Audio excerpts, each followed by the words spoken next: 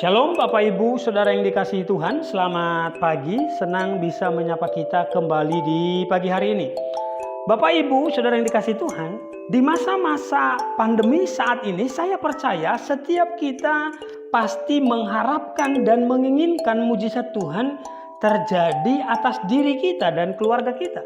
Saya ulang, di masa-masa pandemi saat ini saya percaya setiap kita pasti mengharapkan dan menginginkan mujizat Tuhan terjadi atas diri kita dan keluarga kita. Menurut saya Bapak Ibu Saudara kasih Tuhan, ada sedikit pemahaman yang kurang tepat atau penjelasan yang kurang tepat di mata kita tentang apa mujizat Tuhan. Kita selalu memahami bahwa mujizat Tuhan adalah ketika apa yang di tangan kita semakin bertambah-tambah dan makin banyak. Ketika berlipat-lipat, maka itulah yang kita sebut dengan mujizat Tuhan. Ya, sama seperti dalam Markus pasal 6 ayat 41 sampai 43 dikatakan begini Bapak Ibu.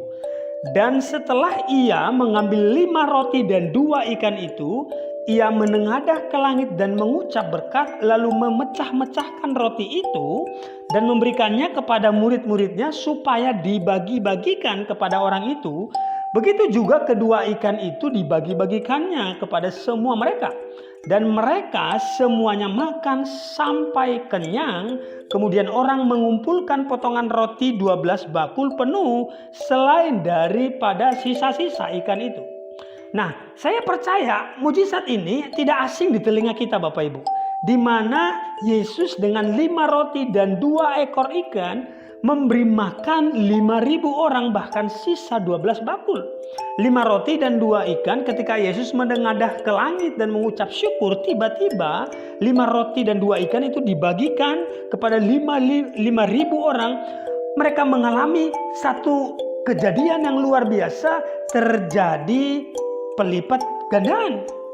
Ketika kita bicara mujizat, maka referensi kita selalu berkaca dari ayat ini. Bahwa mujizat itu adalah selalu pelipat gandaan. Kita lupa bahwa ada jenis mujizat yang lain. Apa itu Bapak Ibu Saudara kasih Tuhan? Dalam 1 Raja-Raja pasal 17 ayat 14 dikatakan begini Bapak Ibu. Sebab beginilah firman Tuhan Allah Israel.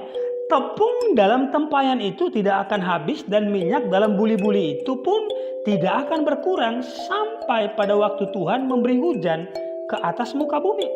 Saya percaya Bapak Ibu Saudara kasih Tuhan, semua kita pernah membaca dan mendengar cerita tentang janda miskin di Sarfat ini. Di mana saat itu bangsa Israel sedang mengalami kemarau panjang kurang lebih 3,5 tahun. Tuhan saat itu menyuruh Elia untuk datang ke sana bertemu dengan janda di Sarfat ini. Dan Tuhan ingin memelihara hidup Elia lewat janda ini. Ya, janda ini bukan janda kaya. Janda ini janda miskin. Singkat cerita Bapak Ibu Saudara kasih Tuhan, janda ini mengeluh ketika Elia meminta untuk dibuatkan roti.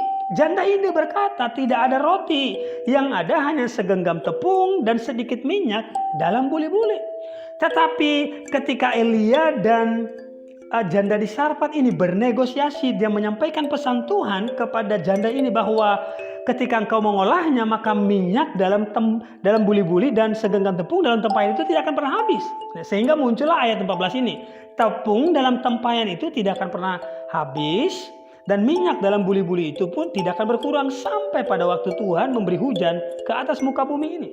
Nah, dia pun akhirnya percaya pada apa yang disampaikan Elia. Dia pulang ke rumahnya lalu mengolahnya dan membuatnya menjadi roti Bapak Ibu. Dan apa yang terjadi Bapak Ibu? Singkat cerita, sesuatu yang ajaib pun terjadi. Apa yang terjadi? Tepung dalam tempayan dan minyak dalam buli-buli itu tidak bertambah. Garis bawahi kalimat ini Bapak Ibu. Tidak bertambah, tetapi setiap kali digunakan tidak habis-habis. Ini yang saya sebut dengan mujizat pemeliharaan.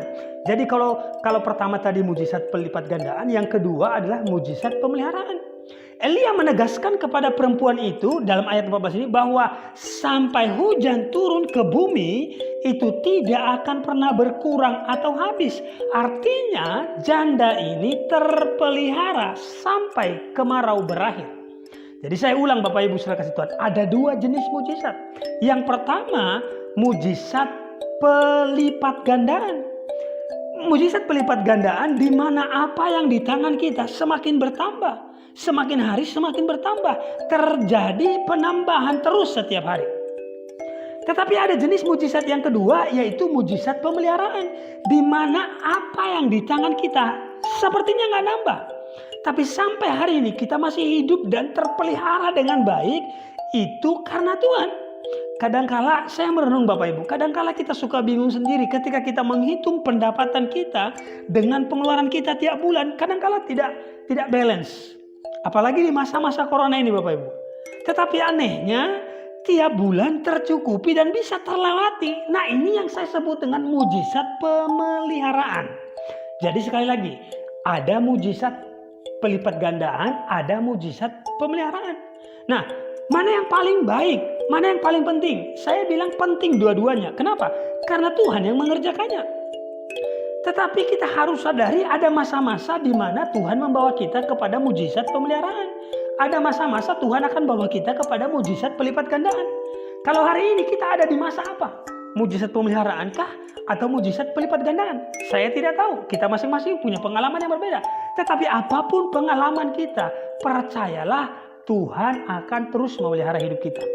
Jadi kalau hari ini baru sebatas dipelihara Tuhan, syukuri. Ada masanya Tuhan akan bawa kita mengalami pelipat gandaan dari Tuhan. Tapi kalau saudara mengalami pelipat gandaan dari Tuhan, puji Tuhan. Dua-duanya baik dan penting Bapak Ibu. Jadi intinya adalah bersyukur Tuhan akan terus mengerjakan mujizat itu. Nah, persoalannya seringkali kita tidak menyadarinya. Nah, hari ini coba sejenak merenung.